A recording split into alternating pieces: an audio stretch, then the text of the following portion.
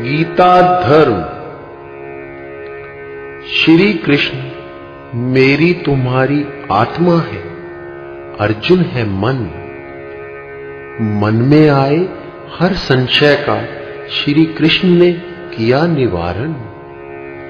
ज्ञान योग का साधन अपनाकर, भक्ति भाव मन में अपनाकर, कर्म योग की साधना से साधन बताया एक नए समाज का।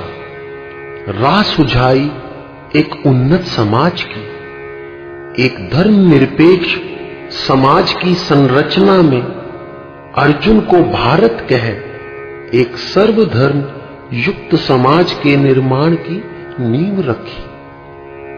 वह एक विश्व, एक भारत के निर्माण का स्वप्न जो युगों युगों से निहित है इस गीता शास्त्र में, वह ज्ञान जो लुप्त प्राय हो चला है या फिर अपनी अपनी विचारधारा से मूल भाव को भूल मानव वर्ण भेद को आधार स्तंभ बनाकर नए सिरे से एक नए भाव को रच रहा है जो गीता भाव से विपरीत है।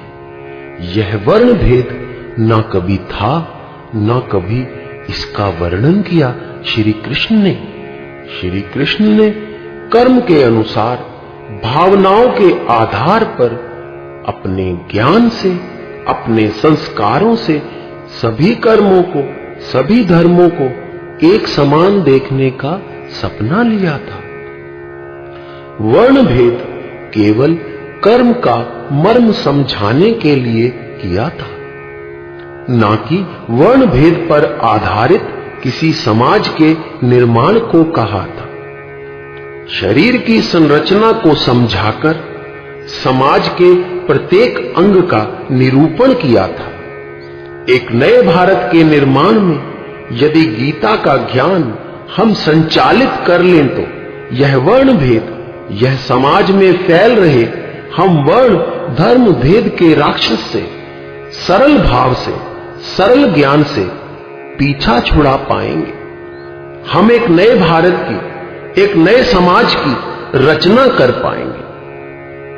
आओ गीता की इस कविता का महत्व समझकर, इस धर्म भेद की दीवार तोड़कर हम गीता धर्म की राह अपनाएं, एक नए समाज की रचना कर दें, एक नए समाज की नींव रखें जो भारत कहलाए, जो सब धर्मों की नींव पर टिका, कर्म योग के माध्यम से नई दिशा को अग्रसर हो।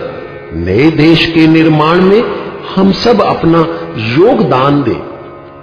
श्री कृष्ण विश्व रूप है, समग्र विश्व यह उन्हीं के रूप में समाया है। और गीता शास्त्र में निहित वचन किसी एक धर्म समुदाय को नहीं, सर्वधर्म युक्त भारतवर्ष को नहीं, अपितु संपूर्ण विश्व में रचे बसे समस्त धर्मों को एक नई दिशा प्रदान करते हैं। आओ हम सब एक विश्व, एक मानव धर्म को साकार रूप से देखने का प्रयत्न करें।